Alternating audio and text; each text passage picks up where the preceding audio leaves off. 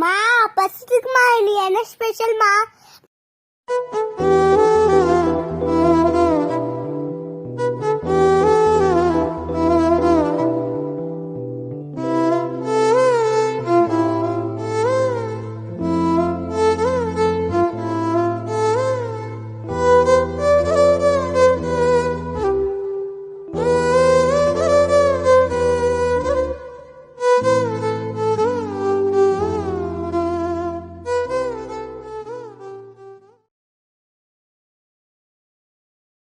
Hello all, எல்லோரும் எப்படி இருக்கீங்க? வெல்கம் டு மா பசிக்குதுமா சேனல். இன்றைக்கி வந்து மா பசிக்குதுமா சேனல் என்ன பார்க்க போகிறோன்னா ஒரு சூப்பர் டிஷ் தாங்க பார்க்க போகிறோம்.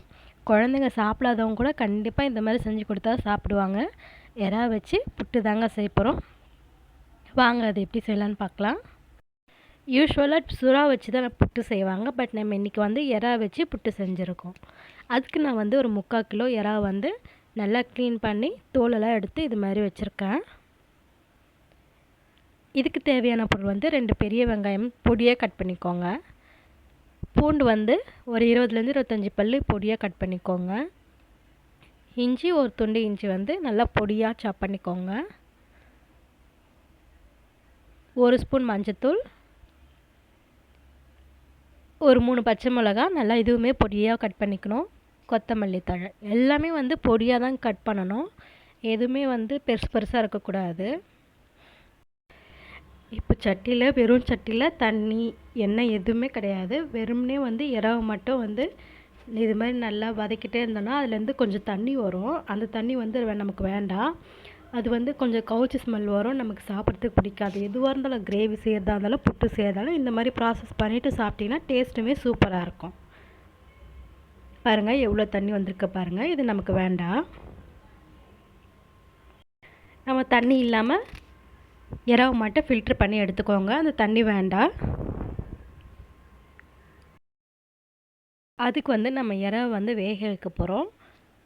அந்த ஃபில்ட்ரு பண்ணோம் இல்லையா அந்த எறாவை, அதை வந்து ஒரு ஃப்ரெஷ்ஷான தண்ணியில் வந்து போட்டு நம்ம வந்து வேக வைக்க போகிறோம். அதில் எறாவை போட்டு கொஞ்சமாக உப்பு, மஞ்சத்தூள் அதை மட்டும் போட்டு வேக வைக்கிறோம். இது வந்து ஒரு 2 நிமிஷம் போல் வேக விட்டால் போதும், வெந்துடும். இது ரொம்ப நேரம் வேக வைக்கணும்னு அவசியம் இல்லை. பாருங்கள், ஒரு 2லேருந்து 5 நிமிஷம் வேக விட்டாலே போதும், வெந்துடும்.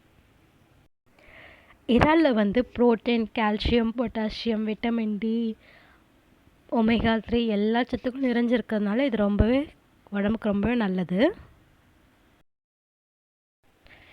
நம்ம வேக வச்சுருந்தோம் இல்லையா அந்த இறாவை வந்து மிக்ஸி ஜாரில் போட்டு இது மாதிரி வந்து நல்லா அரைச்சி வச்சுக்கோங்க. ரொம்ப நைஸாக அரைக்காமல் கொஞ்சம் கொரன்னு அரைச்சிக்கோங்க. இப்போ அடுத்து அதே சட்டியில் கொஞ்சமாக சமையல் எண்ணெய் ஊற்றிக்கோங்க. கடுகு, இறாலில் வந்து கால்சியம் அதிகமாக இருக்கிறதுனால போன் ஸ்ட்ரென்த்துக்கு வந்து ரொம்பவே யூஸ்ஃபுல்லாக இருக்கும். அது பச்சை மிளகா, பூண்டு, இஞ்சி நம்ம எல்லாமே பொடியாக சாப் பண்ணியிருந்தோம் இல்லையா அது எல்லாமே சேர்த்துக்கோங்க. எல்லாமே வந்து நல்லா வதக்கணும். ஆக்சுவலி வந்து நீங்கள் எறா சாப்பிடும்போது இஞ்சி வாசனையோ இல்லை பூண்டு அப்படியே கடிக்கிற அந்த மாதிரி எந்த ஒரு ஃபீலுமே இருக்காது. பச்சை மிளகாய் வந்து காரமாக இருக்குமா அப்படி அந்த மாதிரி எதுவுமே இருக்காது. இதிலே நல்லா வதங்கினதுனால உங்களுக்கு அந்த எறா சாப்பிட்ற ஃபீல் தான் வரும். பொடியாக சாப் பண்ண வெங்காயம், கருவேப்பிலை. இது செய்கிறது ரொம்பவே ஈஸி தான். ரொம்ப நேரம்லாம் ஆகாது, ஜஸ்ட் 1/2 அன் ஹவர் தான் ஆகும்.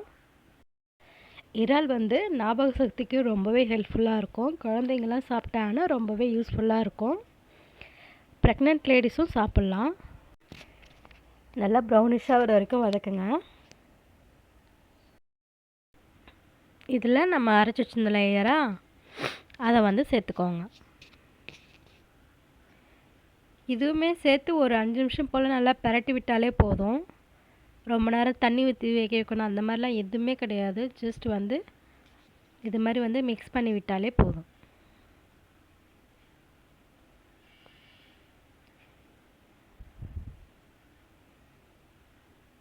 பாருங்கள், ஒன்றோட ஒன்று நல்லா மிக்ஸ் ஆகிடுச்சு. உங்களுக்கு வந்து இன்னுமே சால்ட்டு தேவைப்பட்டால் சால்ட்டு ஆட் பண்ணிக்கோங்க. இறாலை வந்து நல்லா க்ளீன் பண்ணுங்கள். அதில் இருக்க டர்ட்டில் கண்டிப்பாக எடுத்துடுங்க. சப்போஸ் நீங்கள் சரியாக க்ளீன் பண்ணலன்னா உங்களுக்கு வந்து டைஜஷன் ப்ராப்ளம் இல்லைனா வந்து சம்டைம்ஸ் அலர்ஜி வரக்கூட வாய்ப்பு இருக்குது. ஸோ நல்லா க்ளீன் பண்ணிவிட்டு சாப்பிடுங்க. நீங்கள் இறாலை வந்து கிரேவி அந்த மாதிரி செய்கிறத விட புட்டு செஞ்சு சாப்பிட்டீங்கன்னா இன்னுமே செம்ம டேஸ்டியாக இருக்கும். பசங்களும் வந்து நல்லா விரும்பி சாப்பிடுவாங்க. நீங்கள் ட்ரை பண்ணிவிட்டு எப்படி இருந்துச்சுன்னு கமெண்ட்டில் சொல்லுங்கள். பிடிச்சிருந்தா லைக் பண்ணுங்கள், ஷேர் பண்ணுங்கள், சப்ஸ்கிரைப் பண்ணுங்கள். நல்லா சாப்பிடுங்க, நல்லதே சாப்பிடுங்க.